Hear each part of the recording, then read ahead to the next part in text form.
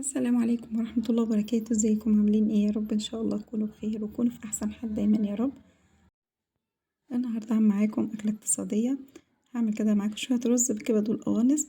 احنا بنحاول بقى نقتصد على قد ما نقدر وفي نفس الوقت نعمل حاجة اللي تعجب اولادنا ويرضوا ياكلوها. حاجة كده قريبة شوية من الكبسة، بس بصراحة هي طعمها حلو قوي واقتصادية وفي نفس الوقت سهلة وسريعة، مش هتاخد معاكي وقت. طبعًا باطلب من كل اخواتي ومن كل حبايبي اللي أول مرّة يدخل عندي القناة، ادخلي كده خدي فكرة عن القناة بتاعتي، وإن عجبتِك أتمنى تشتركي وتنوريني. طبعًا باطلب من كل اخواتي ومن كل حبايبي ما تنسوش اللايك، ما تنسوش كومنتاتكم الجميلة اللي بتشجعني. يالّا نصلي على النبي صلى الله عليه وسلم. بسم الله. هنا معايا حلة على النار، الحلة فيها شوية زيت وشوية سمنة، طبعًا مش هاكتر لإن القوانص بتاعتي فيها نسبة دهون، وطبعًا برضه أنا حطيت شوية عشان الرز، لازم الرز برضه عايز كمية حلوة علشان برضه يبقى مفلفل كده معايا ميبقاش معجن. حطيت القوانص طبعًا غسلاها كويس جدًا، منضفاها بملح ودقيق وعصير ليمون، يعني ما فيهاش يعني أي زفارة، بس برضه علشان برضه لو نزلت المَيّة بتاعتها القوانص هتبقى في زفارة. مش برضه أقلّبها على طول، أول ما باحطها باسيبها كده تاخد تشويحة، وبعد كده بقى حطيت عليها رشة فلفل أسود، وبعدين أدّيها تقليبة عادي بقى، بعد ما تتشوح بس من على الجنب أدّيها تقليبة عشان تتشوح من الجنب التاني، بس مش باقلّبها أول ما باحطها. خلاص اتشوحت كويس خالص كده، ويعني يعتبر خلاص داخلة على تسوية، هانزل بقى بالكبدة برضه مقطعاها صغير زي القوانص، غسلها برضه كويس، لو في أي عرق فيه دم باشيله، أي حاجة تجيب زفارة في قلب الكبدة دي باشيلها وأنا باغسلها كده وانضفها. برضه لمّا حطيت الكبد ما قلّبتهاش، سِبتها برضه كده لحد ما تتشوّح، باحاول أفردها بس كده في الحلة، تتشوّح بس وبعد كده أقلّبها بقى تقليبة خفيفة كده، مش هافضل أقلّب فيها على طول، لو قلّبت فيها بسرعة هتنزّل المَيّة بتاعتها، هتلاقي لون السمنة دي هتلاقي لها لونها اسوَدّ معاكِ، وهتخلّي الرز معاكِ لونه أسود ومش حلو. خلاص أنا كده بقى بادّيها تقليبة لإن خلاص هي اتشوّحت أهي، فبادّيها تقليبة كده، وباحاول برضه أقلّب فيها على خفيف مش جامد، علشان ما تتهريش منّي، إحنا عارفين كبدة الفراخ بتتهري بسرعة.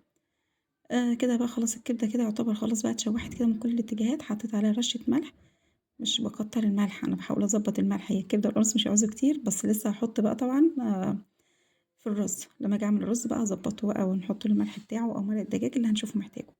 حطيت هنا بقى كركم وحطيت شوية بهارات كبسة، لو ما عندكيش بهارات كبسة وعندك كاري حطي كاري، ما عندكيش خلاص استكفي بالملح والفلفل، يعني شوية بهارات كده خفيفين الموجودين عندك، حطي أي حاجة موجودة عندك، بس ما تكتريش برضه بهارات أوي عشان ما تغيرلكيش طعم الأكل. شوية بابريكا، كل ده نُص معلقة يعني نُص معلقة كده ممسوحة مش كتير، لإن أنا مش عاملة كمية كبيرة. الكبد والقوانص دي بتبقى موجودة عندي في التلاجة فباخرّجها فما اعرفش والله وزنها كانت كام بالضبط. هنا شوية برضه من 7 بهارات، رشة خفيفة برضه كده مش باكتر، بس أدّيها تقليبة كده لحد الكبدة معايا بقى ما تبدأ تستوي، هي كده خلاص القوانص أنا لمّا حطيت الكبد كانت القوانص خلاص داخلة على تسوية. هنا بقى هانزل عليها ببصلة، البصلة بقى حابة تبشريها ماشي، تقطعيها على إيدِك براحتك خالص زي ما بتحبي، بس طبعًا لمّا تكون مبشورة بتبقى أفضل علشان ما تبقاش ظاهرة كده في الأكل وأولادنا يتضايقوا منها. هادّيها برضه تشويحة البصلة مع الكبد والقوانص لحد بس ريحة البصلة كده ما تظهر معايا، مش عايزاها بقى تحمر معايا، الريحة بس كده تدبل بقى البصلة وريحتها تظهر كده، هابدأ بقى أخرّجها من الحلة وأحطها في الطبق ده، فخلاص هي تقليبة بس كده على خفيف. واخرجها بقى واحطها في الطبق وبعد كده نشوف بقى كده الرز بتاعي انا غسلاه ومصفياه سايباه يتصفى كويس خالص. طبعا هشتغل برز عادي من الرز البلدي اللي هو المصري بتاعنا، مش هاحط رز بسمتي، احنا عايزينها أكلة اقتصادية فنمشيها أكلة اقتصادية على طول. وبعدين الرز البسمتي والله بقى غالي جدا، على قد ما نقدر بقى بنمشي على قد الموجود وخلاص وزي العسل وهتبقى زي الفل والله هتبقى طعمها حلو جدا. هي بصراحة عجبتنا والله وعجبت أولادي. هنا معايا معلقة كبيرة دبس رمان، أنا كده شِلت الحلة بس بعدتها على النار شوية علشان السمنة بتاعتي ما تتحرقش، وهنا برضه حوالي معلقة كبيرة كاتشب،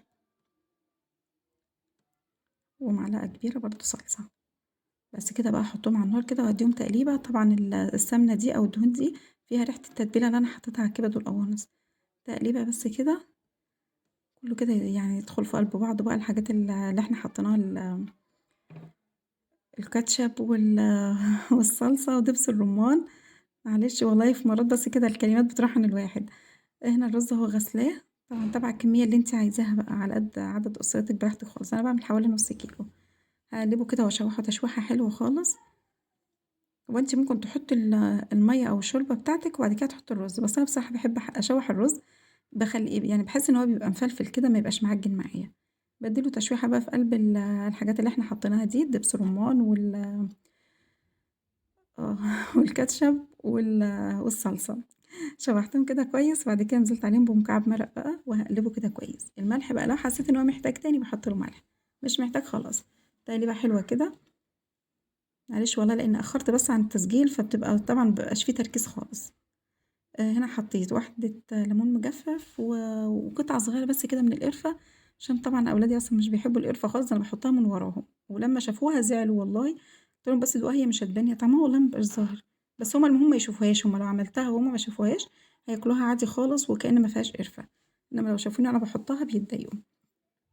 هنا بقى معايا المية بتغلي كده، هنزل بقى على الرز كده كله، أروح بقى طبعا لحد ما أغطي الرز خالص حوالي كده عقلة صباع، بس هاديله تقليبة بقى كده، أقلب الرز كده وأشوفه محتاج مية تاني معايا ولا لأ. وطبعا تدوقي الملح بتاعه، لأن حطيت مكعب مرق واحد. لو انتي حسيتي ان هو محتاج ملح تاني ممكن تحطي ملح بقى، محتاج مرق الدجاج برضو مكعب مرق ولا حاجة ممكن تحطي نص بقى، ما تكتريش تاني عشان ما يحدقش معاكي قوي. تقليبة كده وشوفي برضو لو محتاج منك كده. انا دقته اهو لقيته بقى محتاج ملح تاني، حطيت له. لو محتاج شوربة تاني حطي، مش محتاج بقى خلاص قلبيه وغطيه. اول ما يغلي معاكي هدي النار بتاعته واسيبيه على نار هادية عشان يستوي على البخار. بس كده خلاص، هو كده خلاص بيغلي كده، بهدي النار بتاعته وسبته بقى يستوي على البخار. حطيت بقى الرز بأي شكل بقى انت حابة تحطيه، وشوية كبد وقوانص كده. انا سخنتهم تاني، يعني انا كنت مخرجة الكبد والقوانص في الطبق، سخنتهم قبل ما احطهم عشان يبقى الاكل كله سخن كده وطعمه حلو.